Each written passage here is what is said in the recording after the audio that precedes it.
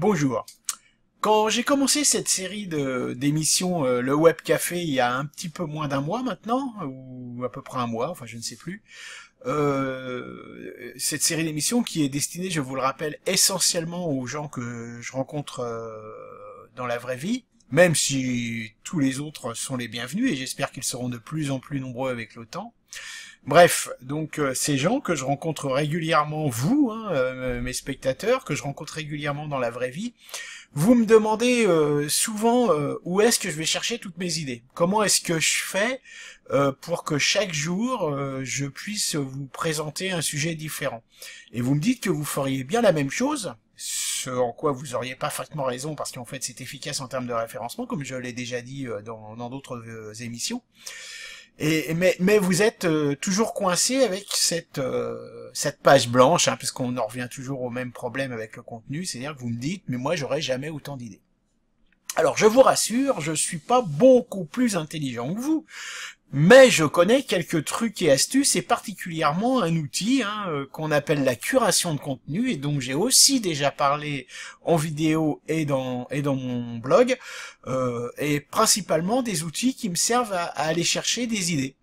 Donc je vais vous en présenter un rapidement aujourd'hui qui s'appelle Feedly et qui permet en quelques clics de pouvoir surveiller des centaines voire des milliers de blogs qui pourraient vous intéresser. On va commencer par faire un petit tour de la chose. Donc là, comme vous le voyez, oh là, ça je vais l'enlever, je vais même carrément l'enlever, voilà. Voilà, donc ça se présente comme ça. Donc je ferai, je pense, une vidéo sur comment s'inscrire, comment l'utiliser, etc. Mais là, je voulais simplement, grosso modo, vous expliquer comment je fais pour avoir une idée par jour, en fait. Donc voilà, donc vous voyez, à chaque fois que j'ai un blog qui m'intéresse sur Internet, je vais chercher son lien que je rentre ici dans Feedly.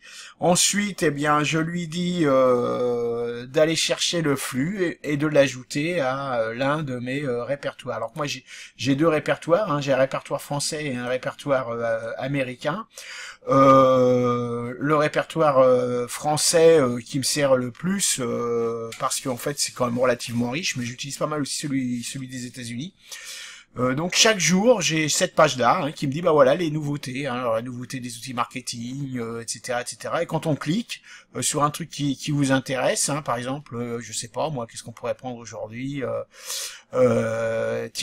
pense bientôt autoriser la modification des tweets, pourquoi pas. Donc je clique dessus et là j'ai un lien qui va m'amener directement à la page de l'article. Donc je m'en inspire et à partir de là je peux effectivement avoir des idées différentes chaque jour pour vous présenter des nouveaux thèmes. Donc voilà, vous voyez, c'est tout bête. Il suffit simplement de savoir utiliser Internet et de pouvoir être capable ensuite de retranscrire ce que vous lisez en vidéo. Et ça, c'est pas très compliqué. Donc, je vais dire aussi une chose que je ne dis jamais, mais d'autres blogueurs me l'ont fait remarquer, vidéoblogueurs, pardon, vlogueurs on dit maintenant, me l'ont fait remarquer. S'il vous plaît, n'oubliez pas de mettre un like, le petit pouce vert vers le haut sur la vidéo. Mettez même un moins si ça vous a pas plu, parce qu'en fait Google, que ce soit en plus ou en moins, il considère que c'est une interaction et pour le référencement dans n'importe quel sens, c'est bon. Ça, je pense que vous ne le saviez pas. Et l'autre chose, abonnez-vous à la chaîne et cliquez sur la petite cloche parce que comme ça vous recevrez un email à chaque fois qu'il y a une nouvelle vidéo avec un lien, ce qui est quand même beaucoup plus pratique. Je vous remercie pour ces actions pouces et abonnements et je vous dis à demain.